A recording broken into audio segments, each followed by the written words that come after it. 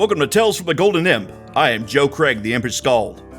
Last time the group set to leave the Dragon Roof Inn from an unusual location, Malhavoc and Slykin. This was a long displacement from the Dragon Tooth Mountains in Edius, a whole kingdom away. Captain Lahti also got her in with the underworld of Durg, but at what cost? Only time would tell. What will we learn in this episode of the Calmbringer Cycle?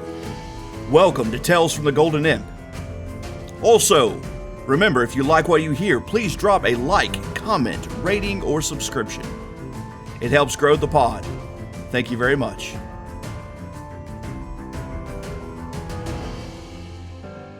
Episode 12, Trouble in the Flow.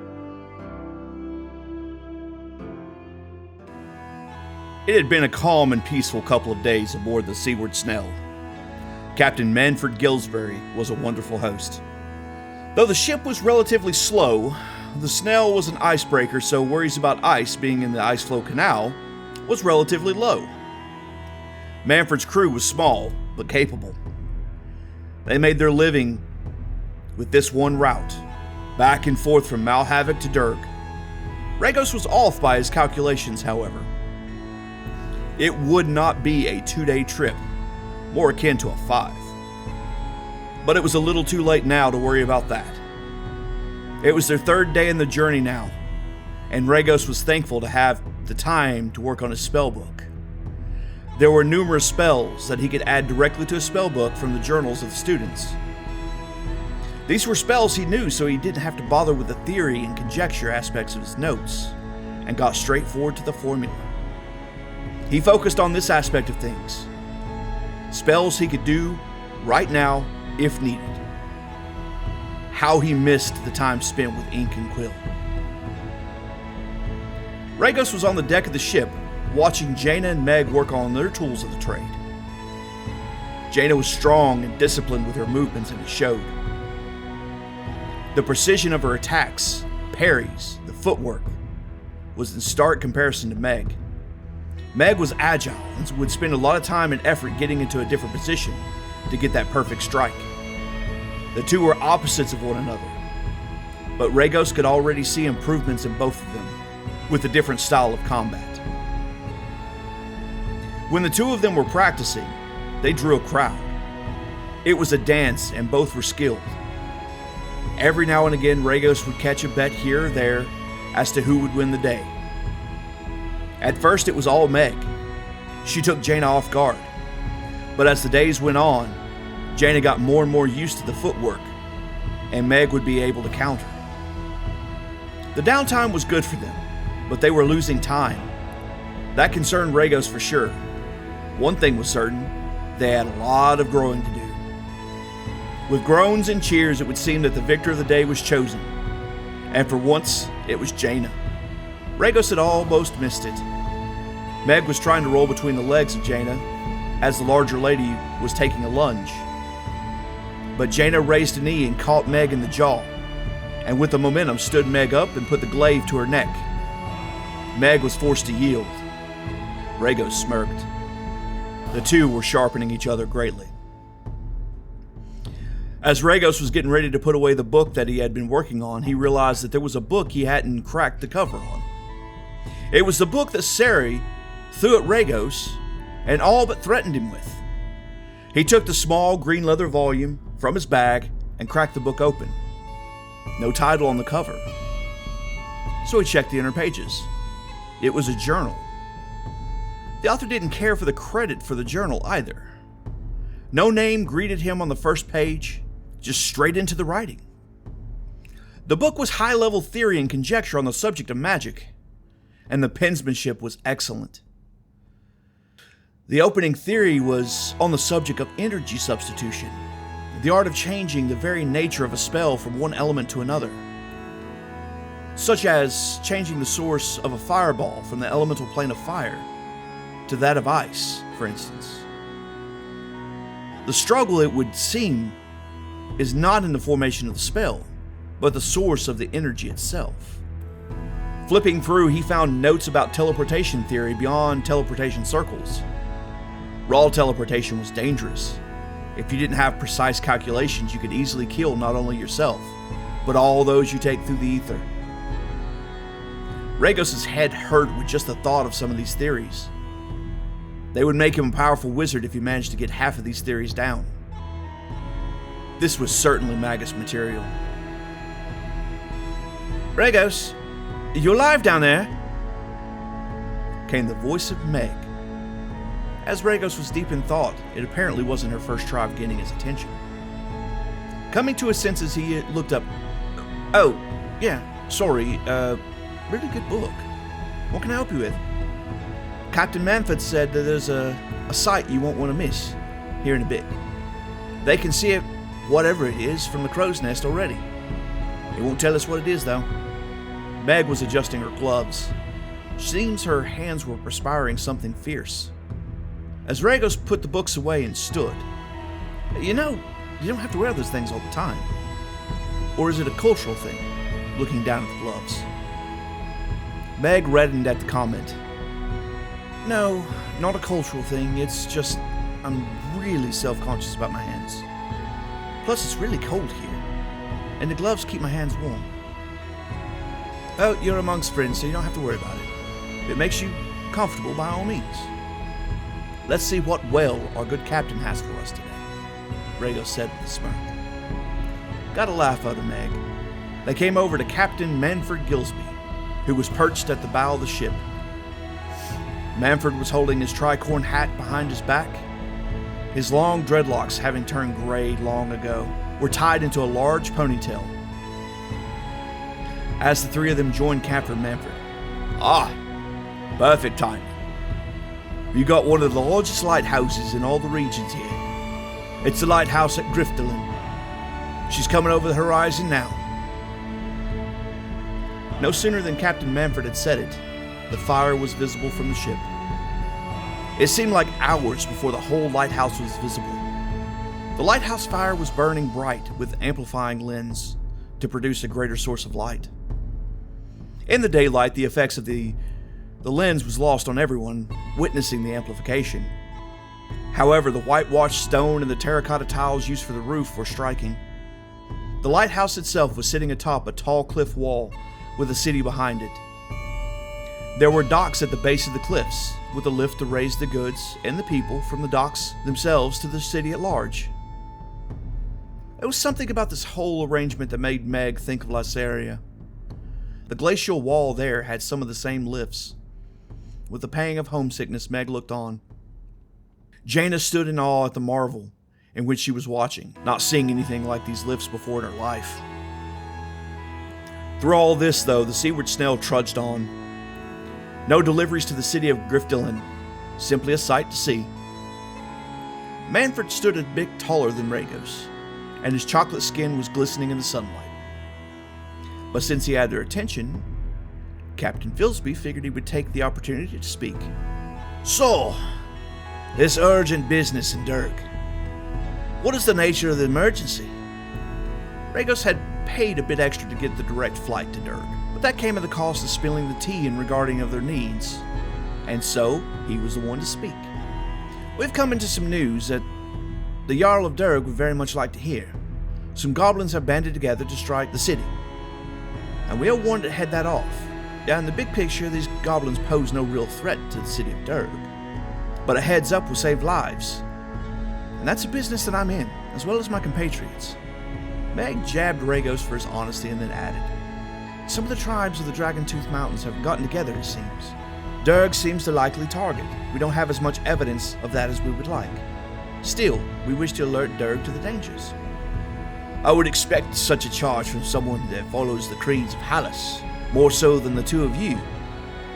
Either way, the price is paid and services delivered. It's simply a curiosity that I was seeking to have sated. Meant no harm, and I'm sure no harm will come from my questions," Manford retorted. "Doing what's right isn't a religious ideal to me," Regos said while packing his pipe for another smoke. "Granted, it takes a lot to do the right thing sometimes." Manford gave a laugh. It was a deep, wide laugh, lined with a full set of pearly white teeth. "True enough there. Oh, to be young, again, eager to save something and fight for something other than a pocket full of coin for the next pint at the pub. It's been far too long for this old man. Manford was not the first captain of the Seaward Snail, just the latest one. The ship was getting long in the tooth, but it still held together well. Part of that was from the incredible crew that was very skilled at keeping the ship together and moving. You could see from the different colors of timbers, here and there throughout the ship, that a lot of work has happened to the snail. As Regos lit his pipe, "So, why'd you take us on so easily anyway? We barely haggled a price at all." Still with that wide smile. "Because your coin is good, and I like the feeling of you. It's something that Patrus would want me to do. You may not be the most religious person, but I sure am. You don't survive at sea as long as I have without seeing something that makes you believe that you need to do everything in your power to appease a god to keep you safe. Patrus is the god of the sea, and the sea is what feeds me. So it just made good sense. I don't understand why there are so many people on the sea that give Prin their loyalty. In my opinion, Prin will take your fortune just as soon as he gives you one." The religious talk brought Regos' thoughts back to the book he was reading. He wondered who wrote it, and why Sari insisted on giving it to Regos. He pondered on this a bit while smoking the pipe, and just like that, faded from the conversation. Meg and Jaina had taken over instead. He moved to the edge of the bow to take a look at the lighthouse and wondered how much taller it was from the Tower of Yedrix that he would not see on this trip. That was the biggest thing that Regos regretted about the help that Sari provided. The trip from White Harbor to Port Skara would have taken him by the would-be temple to Yedrix. It was the home that he built to do his private studies and experimentation. Since his death in godhood, the place had become a temple to Yedrix. The handwriting in the book was so elegant and precise for notes. The notes were methodical and spoke to a highly intelligent author. There was a lot to learn from the small journal. Regos was challenging his mind again, and it felt good. The thought made him smile. Jaina was talking to Manford when the subject of Regos came up. "Your friend, he daydream often." That's something that started a couple of days ago after we got his butt chewed by the owner of the Dragon Roof Inn. Told him to pull his head out of his rear end and start doing what he's supposed to be doing instead of playing with the tasks.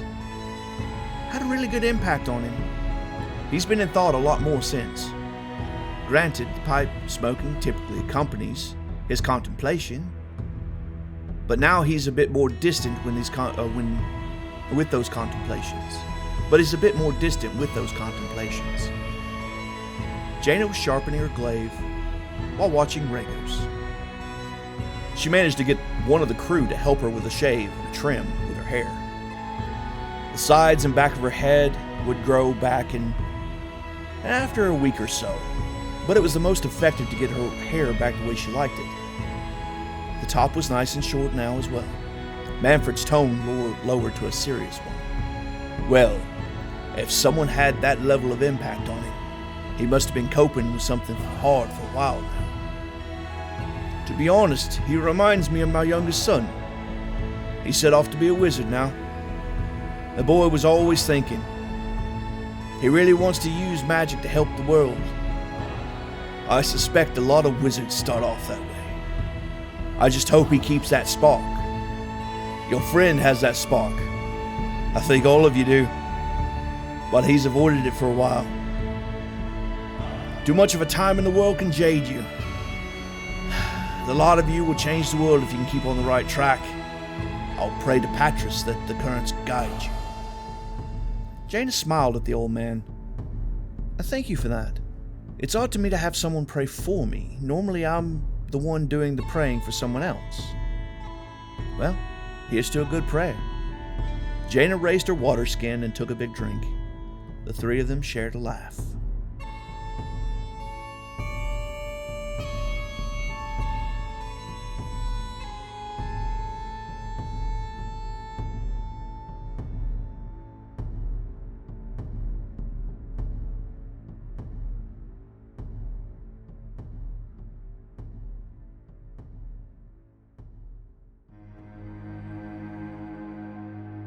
Dandros awoke to the sounds of tumblers turning the lock of his cell.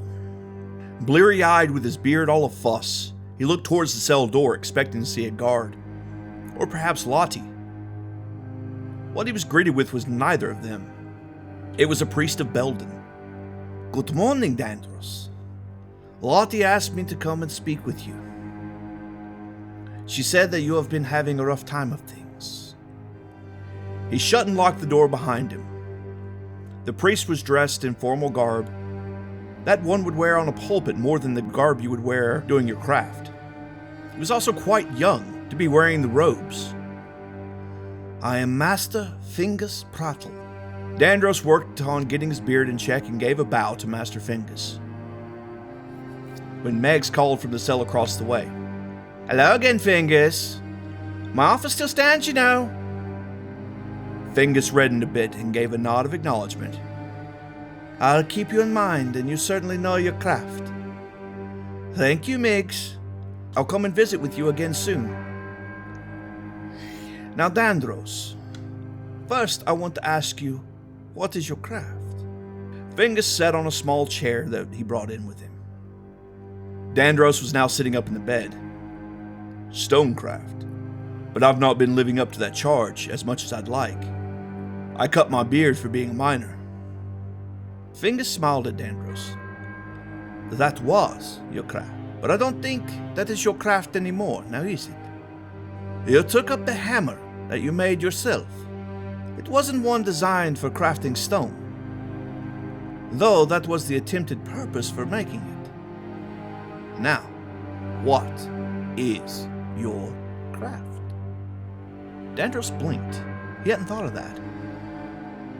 "What is my craft?" "I feel the call of stone still, but I agree, something has changed with it.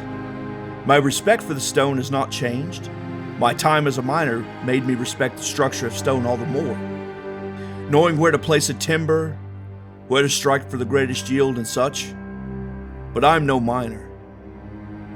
It never felt right taking from the earth like that. I understand why it needs to be done, but it wasn't for my hands. I took up my hammer to set a wrong right, to finish a job that was started and left unfinished. But how do you put words to that?" With the same calm smile from behind the blonde beard. "How indeed? When I spoke to Lahti, she had good things to say about you. When talking to a few others, your dedication was something that you had a reputation for. The Jarl is no longer in town. His wife sets court and knows how stubborn her husband can get. I don't think you are ready to stray from our hall, however. But you have to discover your craft once more. Stone plays a part in it for sure. But what now?" Dandros looked somewhat confused at the words. Almost sounded like the priest had a way to get Dandros free, but not completely. "What are you saying?" "What I'm saying is I have gotten Fury Brudoli to release you to my care. You will be staying in the temple once again to help you find your craft once more. This will give you access to pen and quill to receive and send messages. But I will want you to remain in the hall of the temple. After you have found your craft once more, you'll be able to free your pursuit of craft." Well, Dandros knew what that meant. It meant he would be staying with the apprentices once again. It meant time. It meant focused time on study and practicing his faith, which he agreed he needed. But that meant he would still be limited in what he could do to help the city of Durg. It gave him more freedom, however, so it was a step in the right direction. "Thank you. I know it's what I need right now. Not what I need to do, but what I need. I have felt lost for some time. The world is so chaotic, and focusing on craft is hard sometimes. I chose stone and was sent to a place where I could work stone. but there was no market for it. The lack of coin drove me to the mines. Now I feel as if I have to save Calidria, if from the depths of my bones. But I don't have a clue as to how to do it. I know I need my faith, and through that, answers will come. But Durg is in danger. I don't know how to stop what is coming. I need an ear of someone that will listen to the threat that is coming. It's how I ended up here in the first place. Can you help with that? Again, with the same smile. I can help with that, but in due time. Wheels are in motion for that aid. Lahti expressed much of the same when she came to me. I have had a conversation in regards to this as well.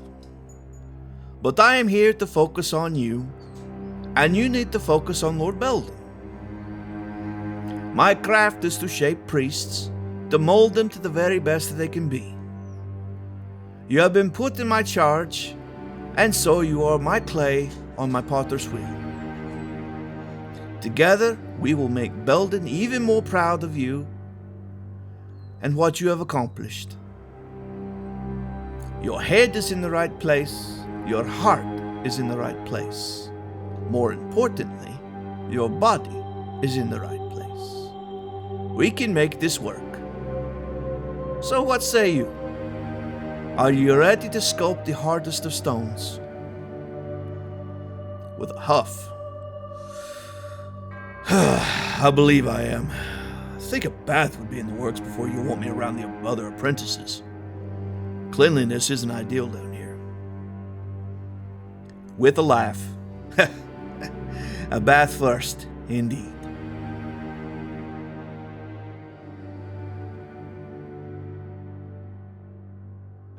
Captain Lahti was stripped down to her undershirt and trousers, working hard to clean up the barracks. She was surrounded by other soldiers working to repair the bunkhouses. The group had grown tired of sleeping on the floor. They were working diligently to make somewhere to bed down. Dripping with sweat, Lahti hauled another load of debris from the main hall of the barracks. It would appear that the local youths have had more than a little fun with the abandoned barracks, which has led to a massive amount of garbage. As she pulled out another load down the stairs to add it to the pile that was steadily growing, a man dressed in a very fine tailcoat and suit with knee-high boots approached. Under the tailcoat, the man was wearing a poet's blouse and a vest. He walked with a cane and approached Lahti as she stretched out a knot in her lower back. The fine-dressed man called over to Lahti. "Hello there, Captain Esmine Lahti by chance?" Knuckling her back, Lahti looked over to the human man. "Yes, how can I help you?" "Hello, Captain Lahti. I am Sif von Clive, and I hear you have a need of my services. Most unusual that a foreign military would be working so hard to repair a barracks that the local military is left to ruin. But that is beside the point. The point is, how may I be of service to you, my dear?" Sif stood at a loose attention while speaking. The formality of Sif was a little off-putting for Lahti. Lahti was not surprised all in all by the visit. "Well met, Mr. von Clive. I do have need of your services. They may be a little unorthodox, but I'm looking for ways to smuggle in a few hundred people in or out of the industrial sector. Ideally something that connects to the road just beyond the gates up here. My motives are not to the detriment of Durg, quite frankly the opposite of that. It's also a matter of Migs. I'm working on getting her out of the dungeon, but she might need to be smuggled out of the city. I respect your diligence and ability to do your craft." Sif nodded, listening to each word with specific detail. His brown curly hair was in perfect place, with his clean-shaven face. Lahti thought he was a handsome man. That's quite the ask, but you are wise for choosing the industrial sector. It has been a sector that has handled itself quite well on its own, As a result, security has relaxed over the years. Typically, people do not want to come in or out from the industrial sector, so the avenues are limited. Now, an interesting suggestion to access the Western Dragon Road. There's one, and only one, route from the industrial sector to that road that is not blockaded by the massive amounts of rubble. Specialized information would require a substantial payment for the information. Even more for me to configure a visit for you. And finally, that payment will be much higher if this route is to be exposed by the military of Durg. I suspect that it has something to do with the massive amounts of goblins that's heading this way, from the western reaches of the Dragontooth Mountains, and thus the sanctity of Durg is more important to me than the secrets that I am more than willing to reveal. Is that conjecture accurate? I am underdressed for this conversation, Lahti said with a smile. Yes, that is accurate conjecture. I have no idea to the scale of currency that you're talking about, so you'll have to help me with this. As you well know, this is not my forte. You easily found me. It does have everything to do with the goblin horde on its way here. Now my question is, how did you find out about that? Well, a gentleman never reveals his sources, but I will say that I admire the fact that you're willing to continue the fight for a people that refuses to listen to you. Now, I will say that this location is a great place to set up an ambush for these goblins, but it is not as defensible as you would desire. Now, another connection from the Western Dragon Road to the city of Durg, if you're wrong with your assessment, then we would still have a problem. This is to the mines. It's much harder to get anyone in and out of the mines, so that route has only been used by miners that wish to escape the cave. It is much harder to get anyone in and out of the mines, so that route has been used by miners that wish to escape a cave-in or something of that nature. It is a known pathway, but not one that is readily known. I will also say that if you wish to have military support, I can arrange a meeting with someone that has the ear of the General of Durg's military, of which has the ear of the Jarl. I do not understand the time frame that you're working with, but I will say that much of this will be something that I will say will cost a lot. There's more to cost than coin. It is such a pity that your people are landlocked and do not have access to ships. I could make use with another ship. In the interim, I will take coin and a major favor. We will have to discuss what that favor will be at a later date, but rest assured that I will remember your desires to do good and make sure that that is one that does not breach your morals. While I enjoy your elegance, can we get to some hard numbers? I need to know if there's something that I can actually achieve. How much will the information cost beyond a major favor? With a smile. For both routes, 10,000 gold, or simply a blade that wounded the great Lincid, or an artifact from the Fedurian Civil War. I know that you have several artifacts from that war. Whichever you prefer. I know that there are some of them that do not have real material value, but they would have a great amount of value from me. I truly appreciated those that migrated to Feldus for fighting for the rights for an individual like myself.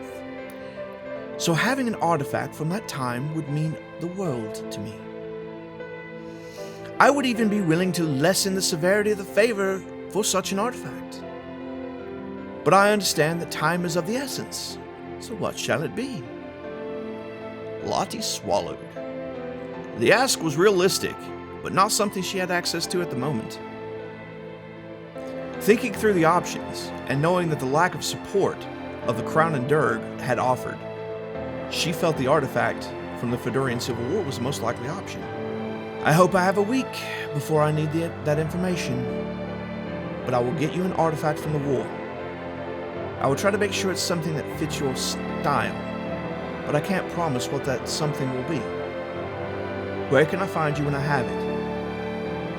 And could I possibly get the information with a promise to get you that artifact?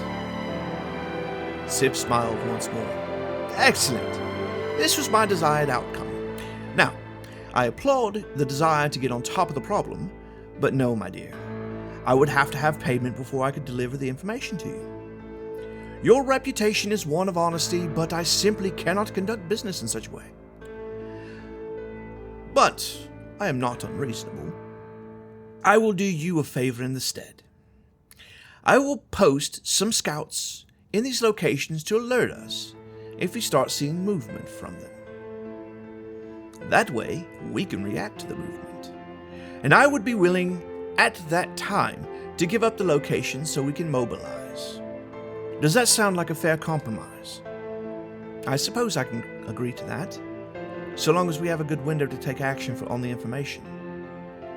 I will send a letter here soon and get the process started to get you an artifact from the archives. And we can go from there. Once I have it, how do I find you? As Sif turned to leave, simply let Liza know that you have something for me and I'll find you. My secrecy is important to me. It has been a pleasure doing business with you, Miss Lahti. From here on, you can simply call me Sif. No need for formalities amongst friends, you see.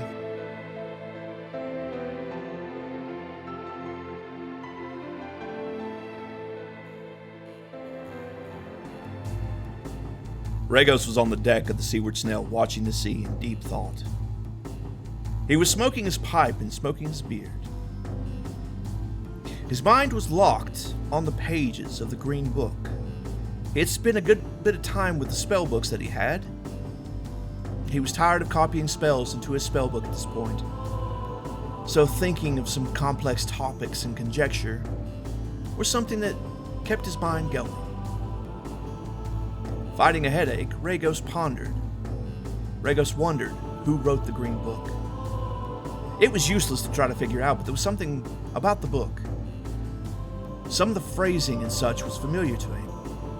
He knew he read excerpts from the author before. It was that familiar. While he was looking out over the railing, even though his mind was drifting, something caught his eye. There was a ship that seemed to be on an interception course with the snail. He continued to watch, but actively now. Finishing his pipe, he looked around to see if anyone else had noticed it. The moon was nearly full in the sky, so it was easy to see the ship. He had noticed that there were more people on the deck than he was used to. They were armed as well, most of them with boarding axes and shields very close by. With that, Regos decided it would be more useful to wake Meg and Jaina. They would be asleep at least. Honestly, he should be as well. But his brain would just not shut off. He wanted to keep a clear head, so he stayed away from the drink that was floating around. He slipped below deck, and that's where a lot of activity was happening. Most of the crew was awake and ready to deal with this raiding crew, from the looks of it. Captain Manford was down here organizing his men. Glad to see we were prepared. I'm heading to wake Meg and Jaina to have them ready. It looks like there's a ship on intercept. Is that a normal occurrence here? With a laugh, Captain Manford patted Regos on the back. Some of these sea rats never learn. You don't hit the snail. I'm glad to see you're willing to uphold your bargain without asking. We probably have about 20 minutes before the ship is close enough to intercept, so get ready. Regos nodded and headed up to the bow of the ship where the hammocks were located. As he reached the hammocks, he found that Jaina was already awake. But Meg, she was out cold. Left glove still on, but the right one was on the floor. Regos pondered at that for a moment, and then Jaina interrupted his musings. We have trouble. Sorry, yes, it looks like we have some trouble. A ship is on intercept with the snail. The crew is ready for a fight, and it looks like our services will be needed. Regos said while moving over to wake up Meg. Meg, darling, time to get to work. Looks like there's going to be some trouble. Meg's eyes snapped open at the touch of Regos to her foot. Before she knew it, she had a kukri in hand. Oh, it's you. What do you say? Jaina interrupted. Time to go to work. We have trouble on the wind. How far out, Regos? Oh, Captain Manford said about 20 minutes. I think he's right, but how did you know? Regos asked Jaina while getting his sword and short bow ready. Jaina looked distant for a moment. There's something on that ship that woke me. I don't know what that something was, but I certainly didn't like it. I think the captain needs to be on guard. Oh, he is, but you felt something on the ship. Well, I've got time. Let me see what I can learn. With that, Regos opened one of his spellbooks and started drawing up the symbols on the floor of the ship, following the formula to perform a scrying ritual. All in all, it took him about 10 minutes before his eyes rolled in the back of his head, and his vision was transported to the other ship. On deck, he saw humans, and goblins, and some feathered woman with wings, a harpy perhaps. He also saw a familiar face aboard that ship. Regos saw the face of the captain of the very ship that he found his way to Malatin by. The captain of the Pyro's Call. He also saw one last thing. Around the neck of an armored man was a dragon head pendant of Calisto. The dragon head pendant is a dragon's face with a gauntlet held in its mouth. The man was also wearing a purple and black cape with his plate mail. His helm that he wore had a slotted visor that resembled a nearly closed mouth of a dragon. He could barely see the man's face within. Scrying below deck, he saw a map with ships forming a blockade. It would appear this hasn't come to fruition yet. He tried to take a look deeper into the ship, but something was blocking his scrying. Scrying was never Regos' strong suit. Snapping back to the present, shaking his head. This is bad. There is what looks like a WarPriest of Calisto on board that ship. So plans to blockade this route. Moreover, that ship is the Pyro's Call, a ship that I rode on coming to Aeternitas. They're armed and ready for a fight. By the time Regos had finished the ritual, Jaina had donned her armor and was kneeling and praying to Hallis. Something inside her told her that Regos was right about the follower of Calisto. She would have to take on this foe, and she was praying for a blessing for the ship and the crew, and a personal blessing to herself as she went into battle with someone who did not value life. Meg was also up and fully ready to grow, stretching out the kinks from the hammock. She had her khopesh ready and was applying an oil to her kukri. These people do not come to take goods. They come to take lives, I fear. I heard rumors about the Pyro's Call, and none of them were good. I think the captain is right to be prepared. Let us not go above deck until the crew's spilled out so we can pick our targets well. Regos, I hope you have some spells ready to help us escape. We may need them. Darling, I've got more than a few spells at my disposal now. We will get out of this one, but I hope that we come out unscathed. Doubt that's a possibility, but I'm about to go above deck and give it a go if the captain permits. I've got a weird feeling that this crew is itching for a fight. Regos cleared up the chalk on the floor and his ritual components. He took a sip from the flask from his inner pocket of his coat that he wore. Well, here goes nothing. Wish me luck, ladies. As Regos got back to Captain Manford. Hey, Cap, would you like me to try to get us out of reach of these guys, or are you all gung-ho for a fight? Manford laughed. Always ready for a fight. But if you can get us away from one, by all means. Regos continued to the deck and began to focus his energies on the wind's current and the currents of the water below them. He focused on getting those currents all going in the same direction, with the flow of the ship and the wind in the sails of that ship. The ship's sails filled with air and began to move faster in the water. Regos continued to focus on this energy of the spell to keep it going. He had no insight as to what the Pyro's Call was doing as a response. That response was to release the harpies. The harpies flew faster than the ship, so they were able to cross the distance. Regos saw them then, as one of them attacked the full sails and the other began to sing to him. Siren's call came over, making it harder and harder to focus on the magic that he was casting.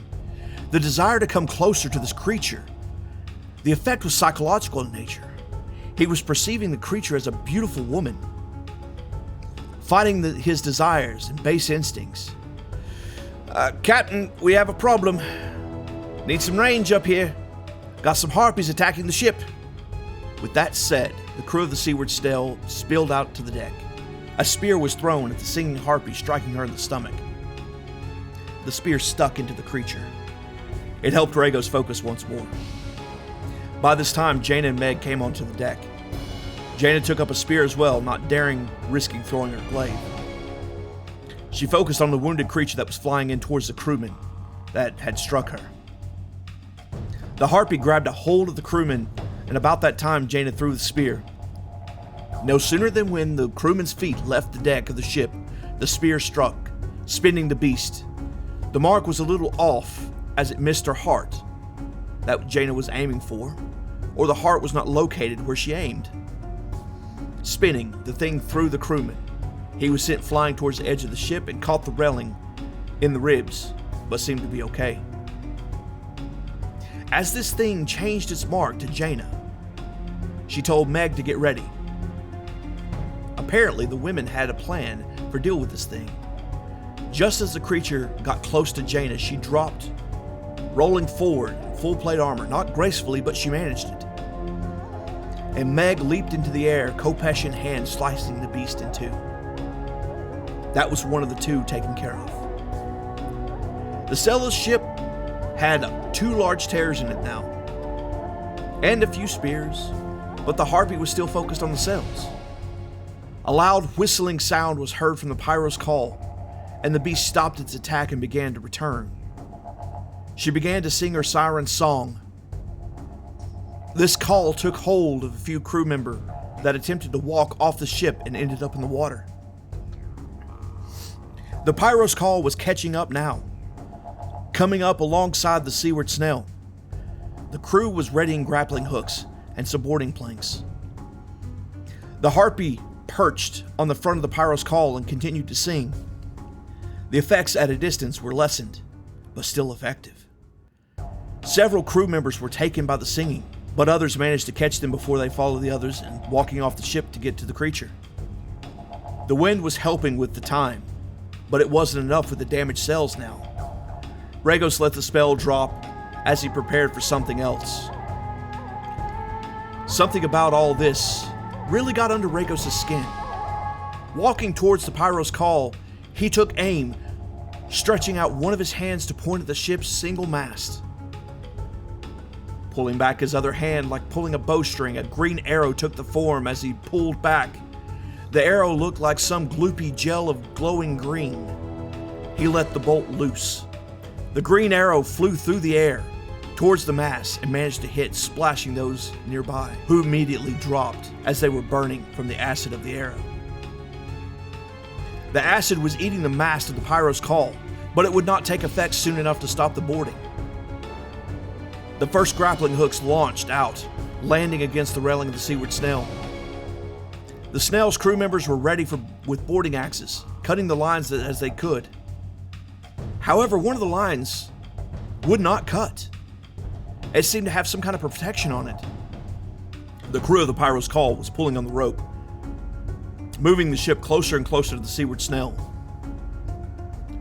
Arrow fire was also launched from the Pyro's Call. Spears were the answer from the Snail.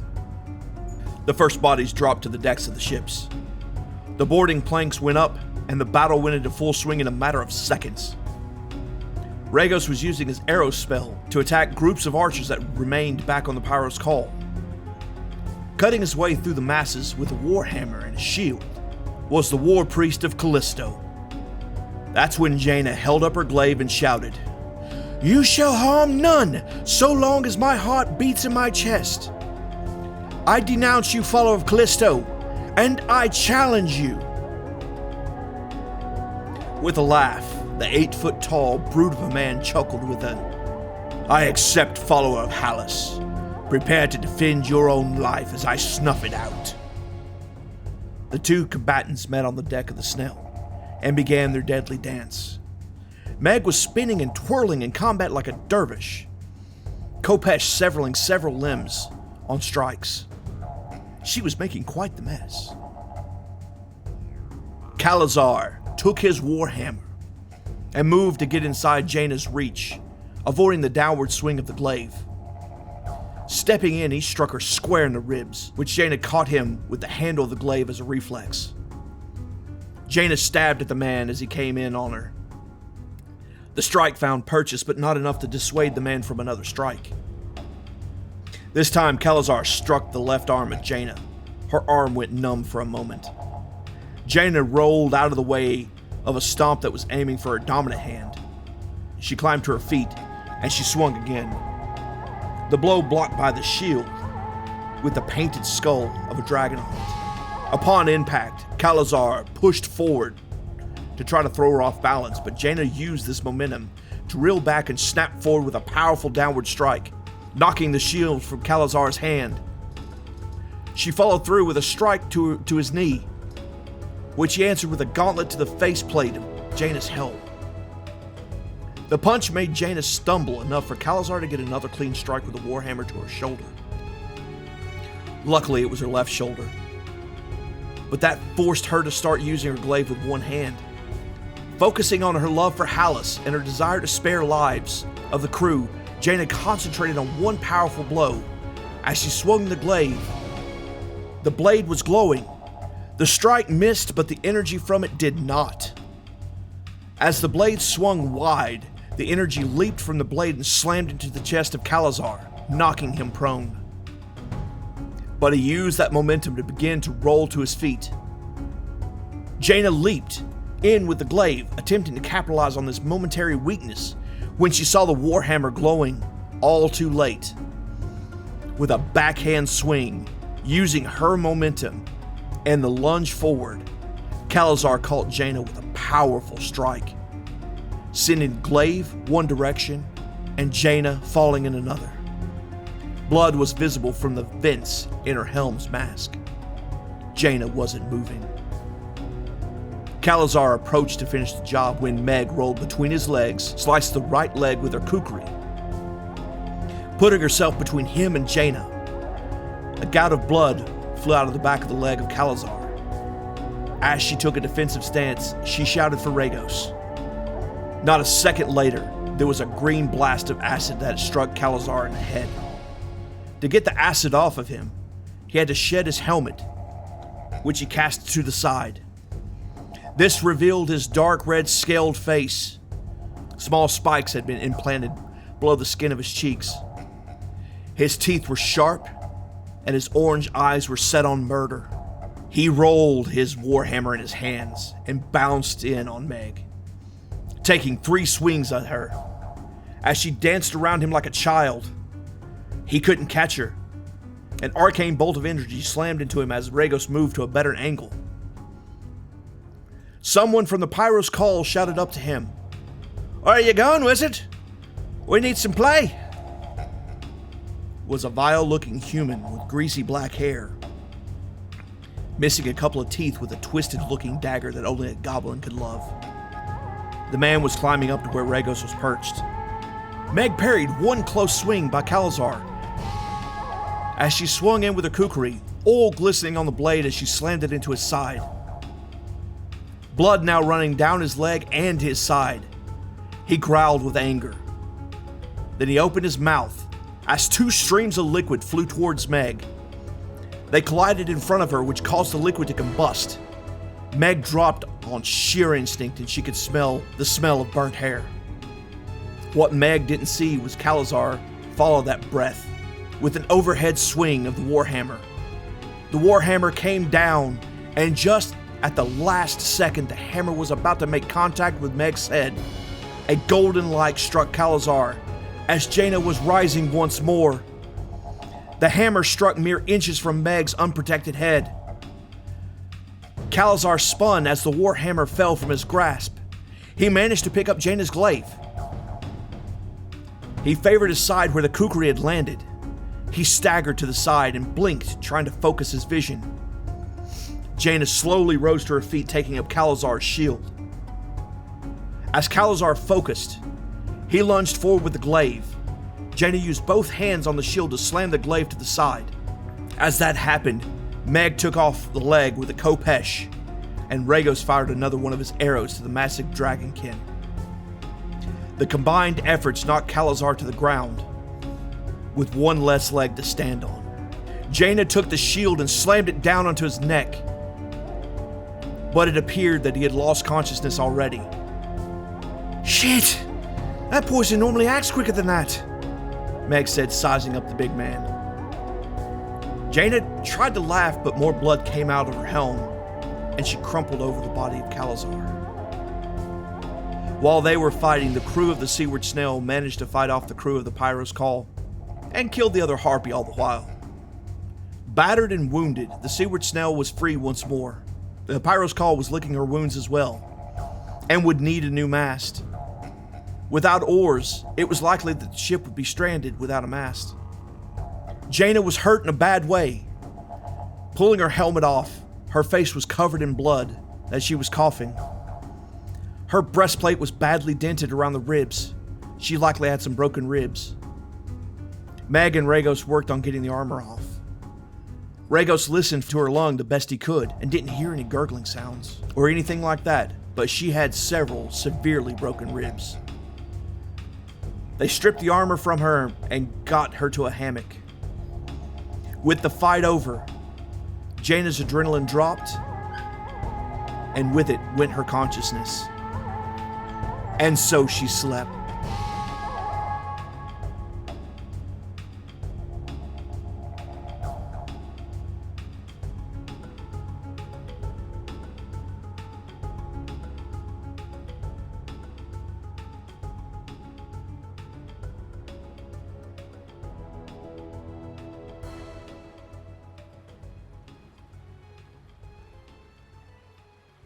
Lower corner, Patrus.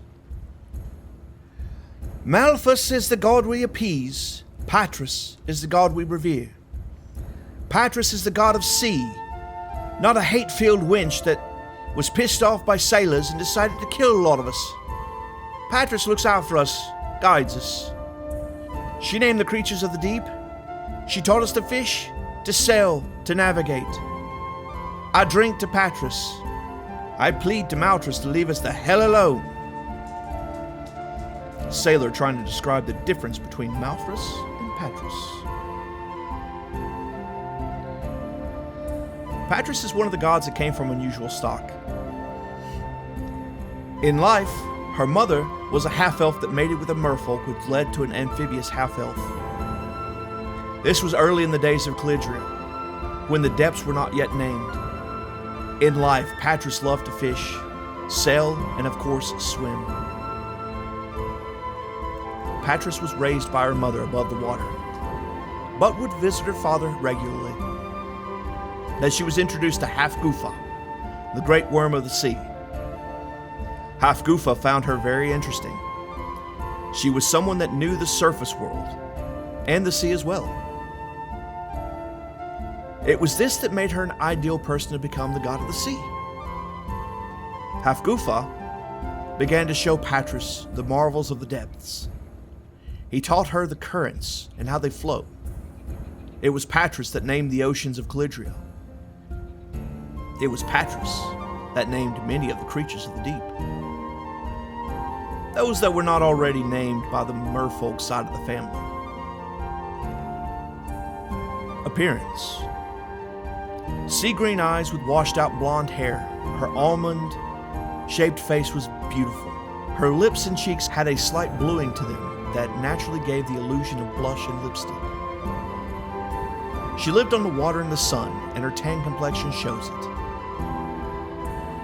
Her feet, well, they were webbed like her merfolk father. Another feature of the merfolk is the gills that she would open up in the sides of her neck when she was below water. Statues of Patrus is typically depicted by two statues connected at the waist, with half of her above the surface of the water and the other half below the water. Each of the statues amplified the appearance of the expression of who she was.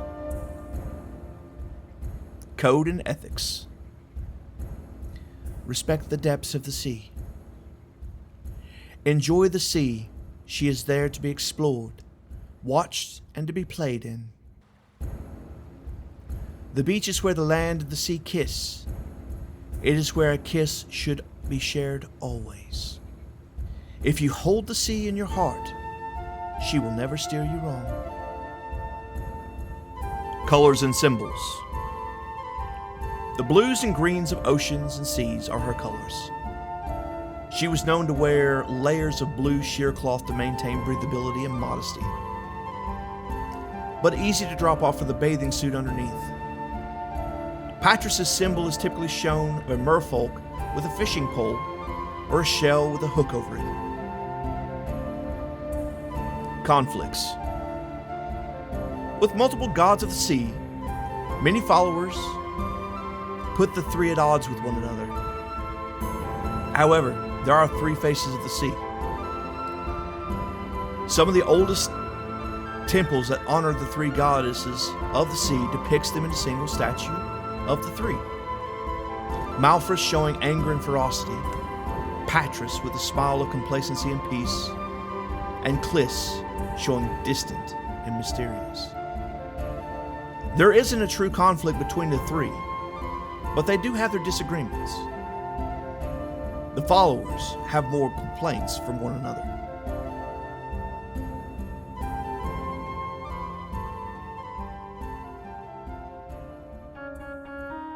And travelers, that is where I will leave you. What is this book that Regos has in his possession, and who is the author? Is Dandros truly free?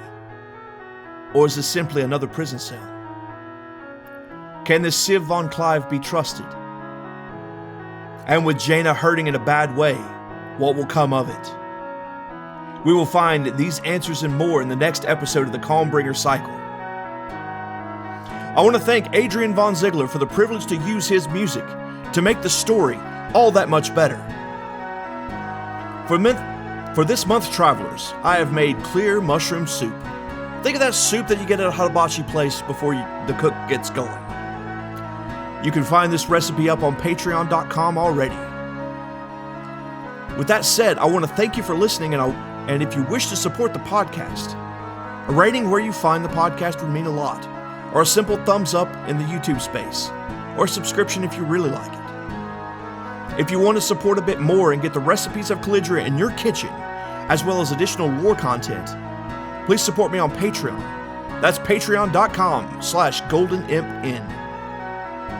Signing up will give you access to our Discord server. I'm building a great community over there. Won't you join us? But I can only do that with you. So won't you join us and join the conversation?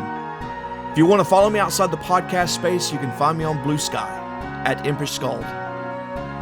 I am Joe Craig, the Impish Scald. Thank you for listening, and remember, you've been scalded.